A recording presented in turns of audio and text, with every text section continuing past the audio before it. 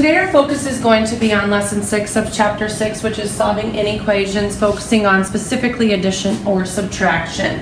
One of the things that you're going to want to take note is that there are 2 vocabulary words that you're going to need to complete on your vocab web.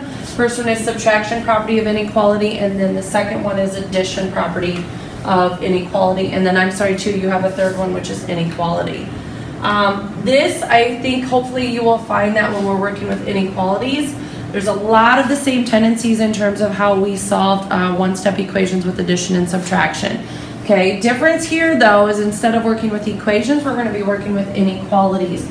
And so we're going to be looking at our inequality symbols, which I would like you to take note of, are listed on the middle of page 498. You should have been exposed to these beforehand. When you see this sign, this is one of our inequality signs, which is considered to be less than. Next one would be greater than. This one is going to be less than or equal to. And then finally we have greater than or equal to. Okay, I would highlight or put a little star by this chart that is in your book on page 498, like I had said. If you get stuck or aren't sure about the terminology or the words or even what a sign might mean, you can go ahead and refer back to this page here and take a look at what these symbols are going to mean. As you can see here, sometimes if you see the words is less than or is fewer than, we're focusing on the is less than. Greater than or more than or exceeds would be the greater than. Less than or equal to, no more than or at most would be the less than or equal to. And then greater than or equal to, no less than or is at least. Alright, so if you do get stuck, especially when you see is at least or is at most or no less than or no more than, please refer back to this chart because it is very helpful. Okay, types of problems that you're going to be looking at. Okay, basically it says solve x plus 3 is greater than 10. This is the same type of problem that we worked with at the beginning of chapter 6, where we were adding or subtracting. In this case we're adding. Only difference here is instead of an equal sign, we have an inequality. You're going to solve it the same way. Okay, so I want you to think to yourself, if this was x plus 3 equals 10, what would we do? We would subtract 3 on both sides. Okay, and x would be equal to 7. Well, instead of having an equal sign for an equation, we have an inequality sign. So you've got a greater than symbol here. Greater than, and that stays as greater than. All of the other concepts and strategies in terms of how to solve that remain the same. Okay?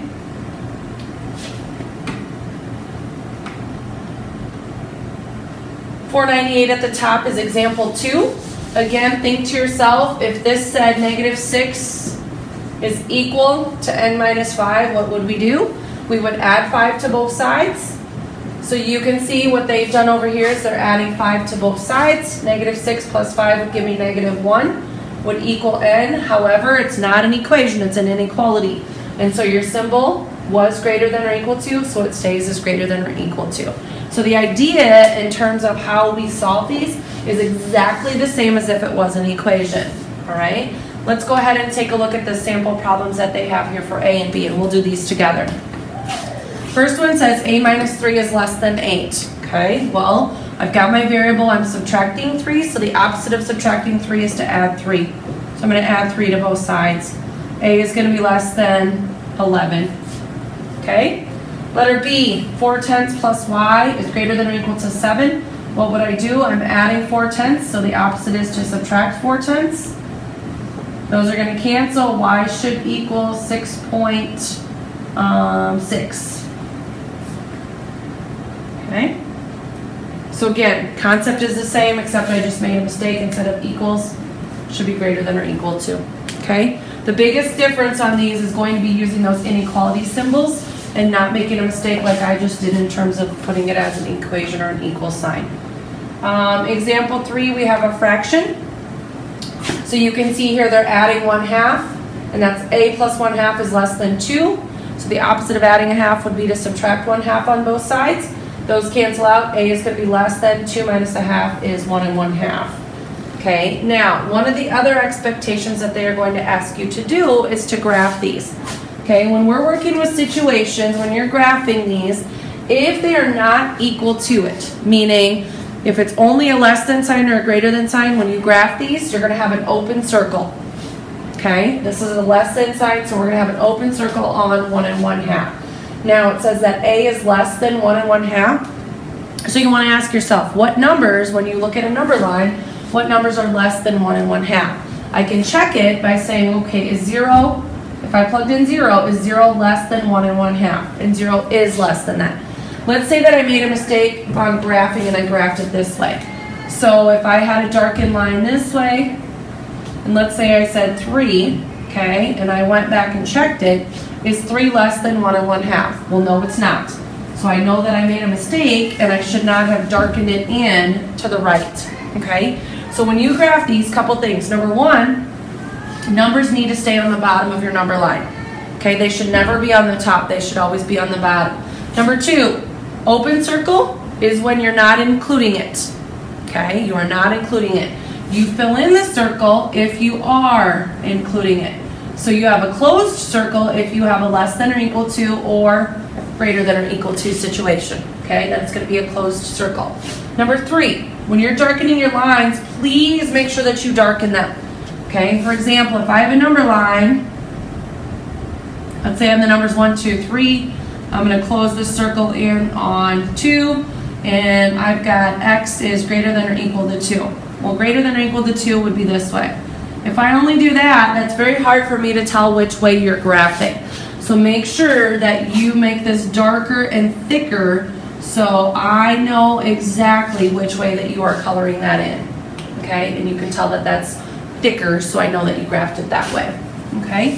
So let's go ahead and take a look at the practice problems that are on the bottom of 499. We're going to solve these and then we're going to graph them. Okay, so let's take a look at letter C. I'm going to rewrite this down here to give me some more room. So I've got h plus 4 is greater than 4. What am I going to do to both sides? I've got my variable plus 4. The opposite is to subtract 4. Cancels. H is going to be greater than 0. Okay, so now I can go ahead and graph these. 1, 2, 3, 4, 5. My answer is 0, so I'm going to put 0 in the middle. As I move to the right, my numbers always get bigger. As I move to the left, they always get smaller.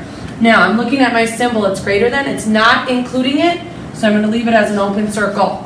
Okay? H is greater than 0. What kind of numbers or which way would I go if it's greater than? I'm going to go to the right. So because I'm going to the right, I'm darkening that in, and I have it filled in. Okay? Let's take a look at letter D. X minus 6 is less than or equal to 4. So variable is here, I'm subtracting 4, opposite would be to add 4, or excuse me, 6, sorry. Negative 6 plus 6 is 0, cancels out. X is going to be less than or equal to 10. So I'm going to graph it, 1, 2, 3, 4, 5. I'm going to put 10 in the middle, 11, 12, 9, 8. Again, as you go to the right, your numbers should always get bigger. As you move to the left, they should always get smaller. It's less than or equal to, because it's equal to, it's including it. I'm going to fill in that circle, make sure you fill it in completely. X is less than it, so what numbers are less than? Should be ones to the left. And I can check myself. 8, is 8 less than or equal to 10? Yes, it is. So those are two examples of solving the inequalities and graphing them. So you can take a look. There are also a couple other ones above that you can go back and look at that I did not touch on too much. Okay. Example 4 at the top is giving you a situation with go-karts. I'm going to let you read that on your own. What I want to do is take a look at 1 and 2 underneath the guided practice. And so what I would like you to do is to go ahead and pause the video and practice those. And then when you're done, let's come back and take a look at them.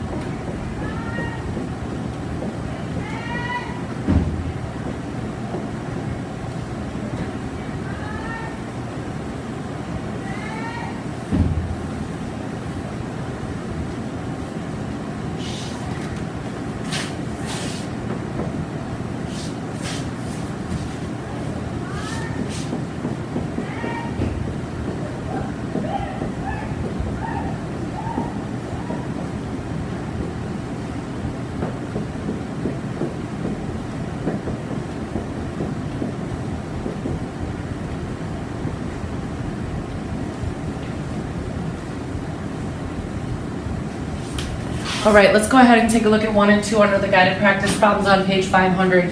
Number 1, I rewrote it down here. 6 plus h is greater than or equal to 12. Subtracted 6 on both sides, so h should be greater than or equal to 6.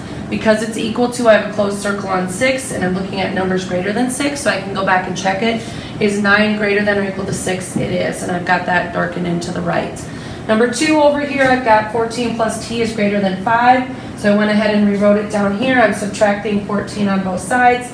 T is left, 5 minus 14 is negative 9. I have an open circle on negative 9 because it's not including it, meaning it's not equal to it. So then when I take a look at it, what numbers would be greater than negative 9? Numbers greater than negative 9 would be to the right. So for example, negative 7 is greater than negative 9. So I have it darkened in that way. What I would like you to do right now is to go ahead and go back to the website and take a look at which extra practice problems that I would like you to do.